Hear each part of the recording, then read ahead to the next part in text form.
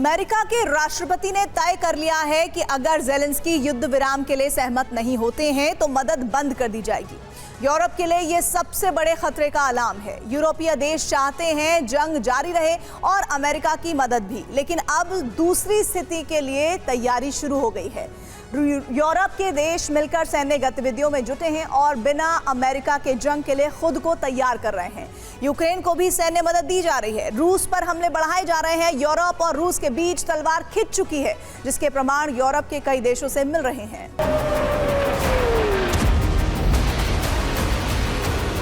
क्योंकि अपनी शर्तें बनवाने और यूक्रेन की जमीन पर कब्जा जमाने से पुतिन का मनोबल बढ़ेगा, यही यूरोप नहीं चाहता है।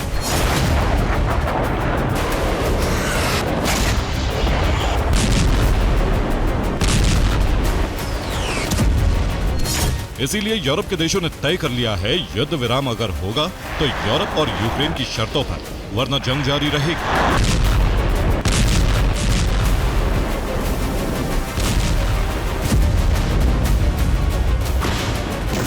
इसीलिए ज़ेलेंस्की को बारूदी मदद बढ़ा दी गई, जिसका असर फ्रंटलाइन से लेकर रूस की जमीन तक नजर आ रहा है।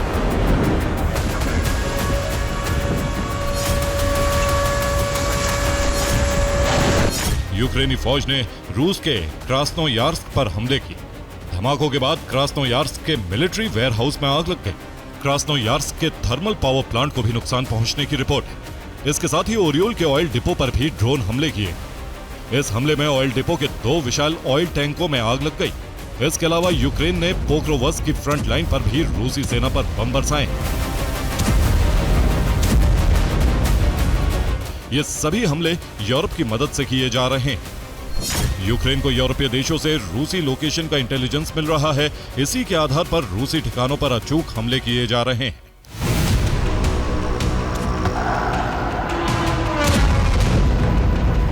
पुतिन 27 नवंबर को ही कह चुके हैं कि वो यूरोप से जंग नहीं चाहते, लेकिन अगर यूरोप जबरन जंग थोपना चाहता है तो रूस इसके लिए पूरी तरह तैयार है, इसमें कोई शक नहीं।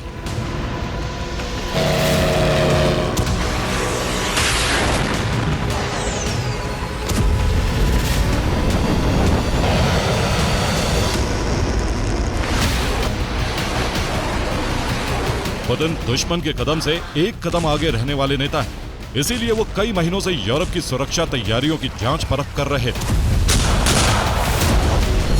7 दिसंबर को एक बार फिर ऐसा ही घटनाक्रम हुआ। नाटो देश नीदरलैंड्स के एयर स्पेस में एक ड्रोन देखा गया, जिसकी पहचान नहीं हो पाई। इसके बाद नीदरलैंड्स को ड्रोन इंटरसेप्ट करने के लिए अपने फाइटर जेट भेजने पड़े।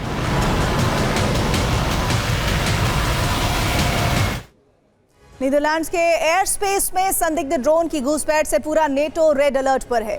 यह ड्रोन समंदर से होते हुए 7 दिसंबर की रात नीदरलैंड्स के वायु क्षेत्र में पहुंचा। रडार पर ड्रोन नजर आते ही नीदरलैंड्स ने 2 F-35 जेट उड़ाए। फाइटर जेट सामने आने के कुछ देर बाद ड्रोन लौट गए।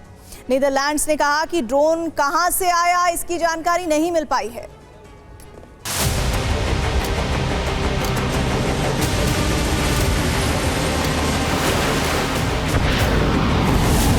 यूरोप के देश दोहरे संकट पर फंसते जा रहे हैं। एक तरफ जंग जारी रखने का हट ट्रंप को यूरोप से दूर कर रहा है, दूसरी तरफ रूस की ओर से हमलों का खतरा भी बढ़ा रहा है।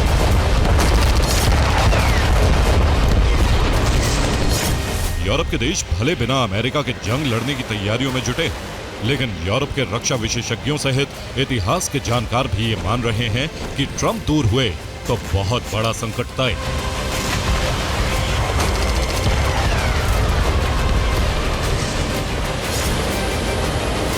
ब्रिटेन के इतिहासकार एंटी बीवर का कहना है कि अमेरिकी हथियारों की कमी को पूरा यूरोप मिलकर भर नहीं पाएगा। ब्रिटेन की हालत यह है कि अगर अमेरिका से मदद न मिले तो 10 दिन भी सेना जंग नहीं लड़ पाएगी।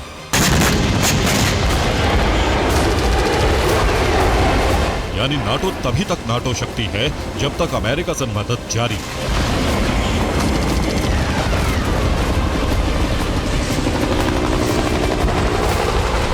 जिसके खिलाफ ट्रंप का रुख साफ हो चुका है कि युद्ध विराम न होने की सूरत में अमेरिका कई नाटो प्रस्तावों से अलग हो जाएगा।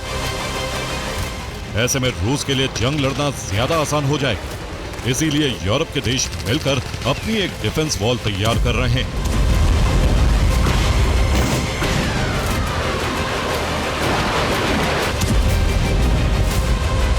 नॉर्वे जर्मनी से पनडुब्बियों और लंबी दूरी की मिसाइलें खरीद रहा है। जर्मनी F-35 विमानों की संख्या बढ़ाकर 50 करने जा रहा है, जिस पर 2.5 बिलियन यूरो खर्च किए जाएंगे।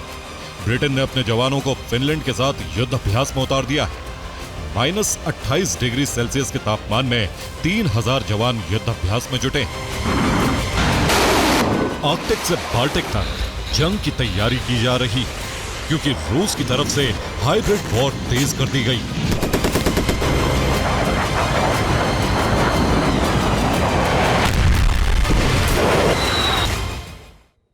बाल्टिक देश लिथुआनिया की राजधानी विल्नियस के एयरपोर्ट पर फिर से बलून पहुंच गए। लिथुआनियाई अथॉरिटी का कहना है कि बलून बेलारूस की सीमा से आए और इसके बाद अलर्ट जारी करते हुए विल्नियस में उड़ानों पर रोक लगा दी गई। विल्नियस में 3 घंटे तक उड़ानें बाधित रहीं। लिथुआनिया ने कहा है कि 7 दिन में तीसरी बार बेलारूस सीमा से बलून आए हैं।